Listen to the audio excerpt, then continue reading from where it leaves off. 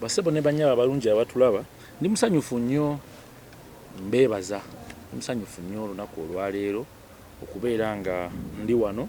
era mbaniriza okujja mwebale nnyo mwebalire ddala njagala kwebaza media fraternity yonna nti at least teyeekubira issue bwebeereze bajja ne basitukira wamu ne baleeta issue neeyogerwako ensonga eno fenna tukwatako saaga tugitunulire nga tutunulira mu perspective ya muyimbi ya somero ya minister kuba etugatta fenna omuntu wayogera essomero ndowooza essomero lyejjeserero kya Luganda nnyo naye tugendera essomero lyejjeserero lya buli kintu jojja okusanga omusomesa jojja okusanga omusawo jojja okusanga presenter jojja okusanga omuyimbi kubanga nkikkiriza nti ayimba yayitako ku ssomero nkikkiriza nti atudde mu parliament ali ku floor n'ali mabega wa chambers naye yayitako ku ssomero n'ali mabega wa kamera yaliko ku ssomero n'awandaba wayitako ku ssomero minister okuvaayo na raisinga ekintu ekyo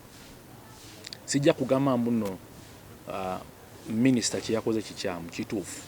era kirungi kyogerweko era kireetebwe mu ddiiro eyo nno calling ebaze ebbanga nze nga omuntu nja kwogera ku lwa bannanga abamu bwe tugenda mu masomero ne tukola entertainment tukitwala nti ife twasikira badingo maani abajjanga mu ssomero black power ku Friday nazimbya akanyamaane bwe kityo n'abantu abajjanga ne bazannya emizannyo ebibiina ebyenjawulo bajjanga emizannyo mu masomero gaffe ne twatambuliranga nnyo ku kuyiga nti muba mulimu ekyokuyiga ebitongole bye tugenda nabyo ebitwesiga ne tugenda mu masomero bitukuutira nti mugende mu masomero naye twagala oyogere ku drug abuse twagala oyogere ku teenage pregnancy twagala oyogere ku kino naye weekanga nga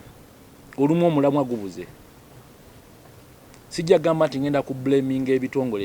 ebitutwala mu masomero naye waliwo obunafu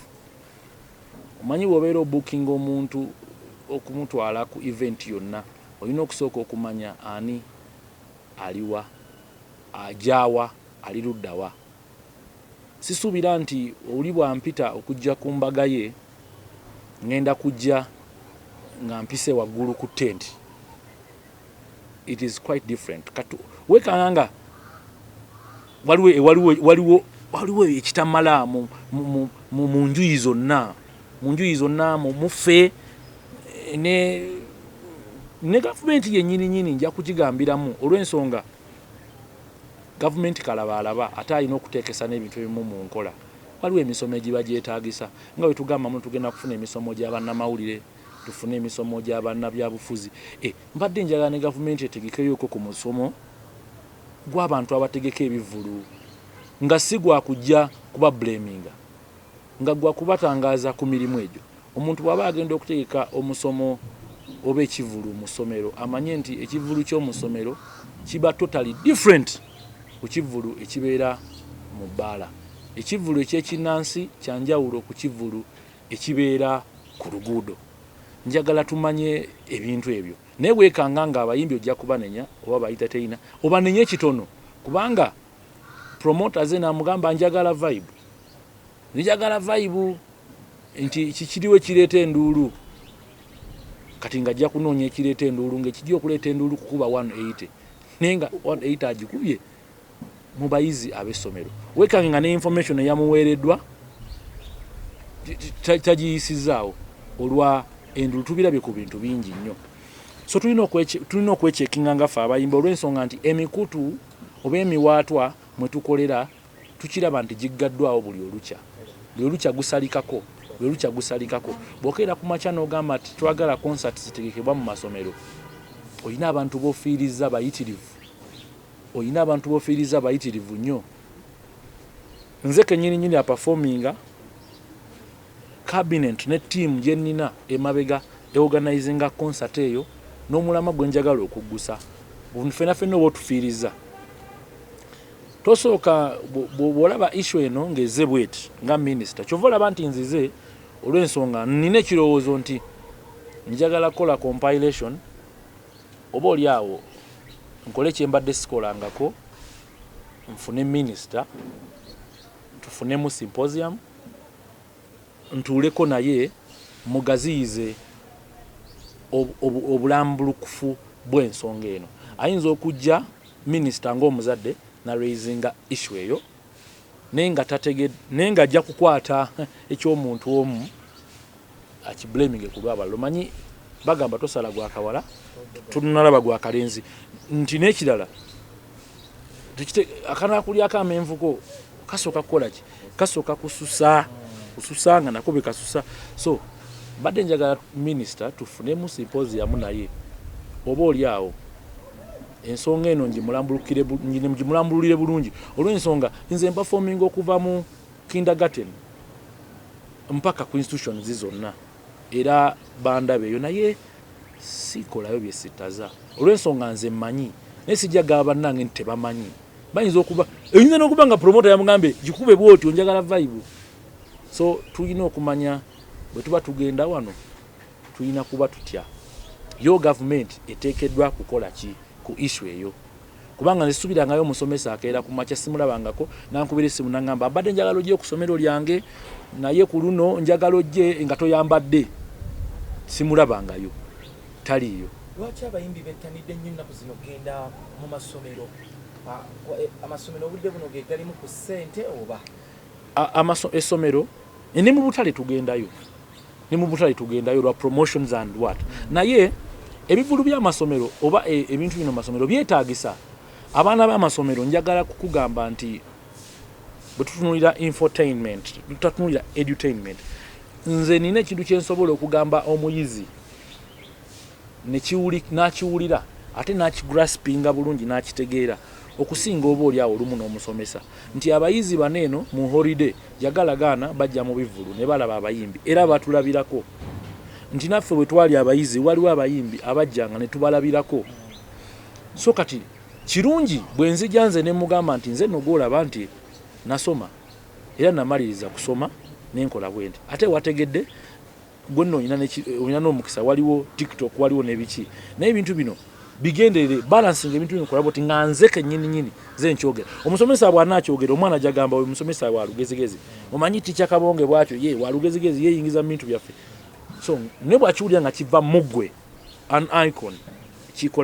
kikola sense ebiseera ebisinga kwe tugendera naye tuva ku mulamwa olumu olwa guidelines zino ne tumanya anaayina okumplementinga guidelines zino eno kubanga omuntu bakubira essimu nakugamba nina show naye yanca takubulidde oba eri kuki kati gwe wotuuka mu main hall ng'enduulu evuga bw'okuba 180 enduulu nevuga nnyo kitegeeza yongera okube 180 because oyagala nduulu. Twekanga nga bw'ojja ennaku zino ne bw'obeera okoze crusade n'otatuyimbira luyimba na band crusade osanga nkalu muziyitako eyo nga nkalu twakitegeera nti bintu bino bina kutambula bibiri awali essanyu nga bwe tukola ki nga bwe tuyiga. So njagala minisita tufune bulungi nti before kusalawo ekintu kyonna asooka atuwulirize kubanga waliwo abamanyi butya bwe ensonga eyo bweyina okuba n'otasalawo obusazi bubeera bwanakyemalira okusalawo obusazi ate naffe era bujja kuba bwanampulira zibi bwe tugenda mu maaso okutegeka obutegesi ebiki ebintu ebyo nga tetuwulidde concern eyo. Omanyi bw'ogamba symposium ba stakeholders bonna kubanga opinion zonna bw'obadde obogobedde story eno okuva minisita bwe yavaayo nayogera ku issue eyo olabye nga n'abazadde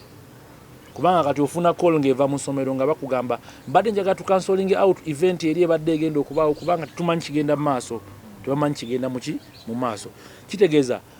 opinion zivudde mu bazadde ne zituuka ku nannyini ssomero n'abatwala essomero n'awaayimba. Kitegeeza abantu abo bonna baba beetaagisibwa okukola ki okubeerawo. Ate sijja kukugamba mbu nno blame ya promoter ategeka kivulu oba organization etegeese mu ssomero. Eno wake up call eri ffe ba act nti omanyi kibi nnyo omuntu okujja ewaka mu makaago n'akugamba twakugamba okuva ku muceere nenga tokola ki towulira kuva ku muceere. Kakati n'omuceere bagugyeewo ekyali kitugambisa okuva ku muceere nti oyiga akawunga olw'ensonga twategeera before nti omuceere tujja kukola ki kugugyawo. Naawe kennyini ayimba olina okumanya nti omulimu gwange guno gutandikirawa era gukomawa, biki ebigwa affectinga biriwa, n'ogusalira amagezi. Emisomo tegitegeera mbuno bwe baga ntutegesa omusomo tegutegeera mbuno bwe bategekedde omusomo temutegeera. Muba mutegeera naye omusomo guba gulimu atannyonnyoke n'okuzuukusa ku mulimu ogwo. Nze njagala kukugamba nti ebintu ebisinga abantu tubikola mu industry kati ngeyo issue tujja kublaminga omuyimbi, ojja kumumuleminga kituufu yakikoze naye tewategedde what is the essence behind omuyimbi oyo. Guba tumanyi abo bamugambye, tumanyi oba bali kye babadde baagala, naye tujjala tumanye bali kye baagala kyekituufu. Bwe ngaayimba okimanya nti si ekituufu, kubanga era ne oba kye baagala awo si we w'okukibaweera, ew'okukibaweera waki walala. Kitegeeza tufune ennambika entuufu mufe naffe ku mirimu gyaffe. Mulabye omulimu guno eno, omulimu guno bagukubye okuva ku industry ne gukkirira paka ne guyita ne ku farm ne ku association ne guvaawo gudde ku group. Kati gugenda kufuuka group bagambe nti ne music group ye Uganda eno. Olw'ensonga waliwo abafuna mu kintu okuba nga kiri very disorganized, kati gwate nga tomanyi ne bakukozesa ensobi nti oli bwajja nakugamba kati yogera ku issue eno ng'akuguddeko toli ready, tomanyi nakyo yogerako. Bino ebintu mu constitution mu ebiri, naye njagala kukugamba record labels eziri wano eno naffe ng'abayimba omanyi constitution gyeri naye n'obudde obugitunulamu n'ate police bwefuluma ejja kukuaffectinga. So tulina okumanya nti ba stakeholders tulina obuvunaanyizibwa okuva na leero okumanya nti kino ekintu bwe kijja tekifiiriza Kateero kyekka, kigenda kufiiriza bangi mu kufenna. Bwe kuba kukwerekereza, bwe tubeera nga ttiimu ya mupiira nga namba 7 bwe tufuna omupiira gwaffe agukuba eri, lwaki tumuwa penalty etuyisaawo? Tumuggyeko ku ttiimu tugambe nti munnaffe ono bwe tuba tugenda okusamba Madrid tagisobola, alabika ajja kusigala ng'asamba Champions League eya ttiimu eri, ffe tusigale mu liigi eno tumuyitenga muki mugiri. Tumanye nti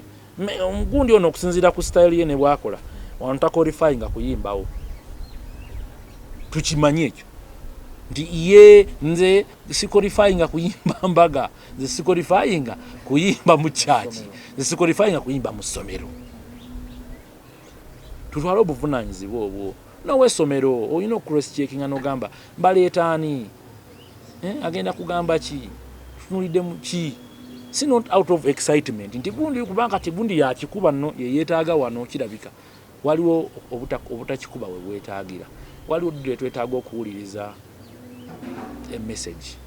n'obeerawo ddire twetaaga essanyu, ali ne wabeerawo n'alina byombi.